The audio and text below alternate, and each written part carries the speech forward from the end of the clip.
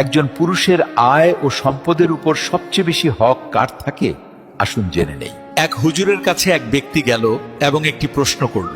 হুজুর খুব সুন্দর করে উদাহরণ দিয়ে উত্তর দিলেন।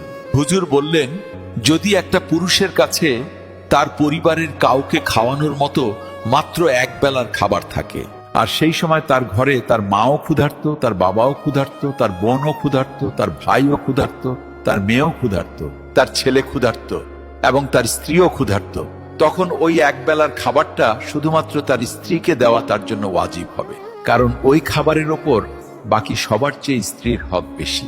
অর্থাৎ স্ত্রীর উপর খরচ করা স্বামীর জন্য সদকাও, ইবাদতও, আবার দায়িত্ব। কারণ স্ত্রী হলো এমন এক আত্মীয় যে আপনার রক্তের সম্পর্ক নয়, কিন্তু তার বিশ্বস্ততা দেখুন কত গভীর।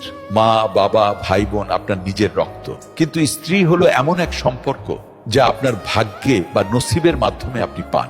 আর তারপর সে আপনার সব ক্লান্তি, সব ব্যথা এবং সব দুশ্চিন্তা ভাগ করে নেয়। তার মনে আপনার জন্য দোয়াও থাকে, আবার আপনার জন্য তার ত্যাগও থাকে। আর আল্লাহ এই সম্পর্ক নিয়ে বলেছেন, নারীরা তোমাদের জন্য পোশাক স্বরূপ আর তোমরা তাদের জন্য পোশাক স্বরূপ। অর্থাৎ স্বামী ও স্ত্রী একে অপরের সাহারা, ইজ্জত এবং পর্দা।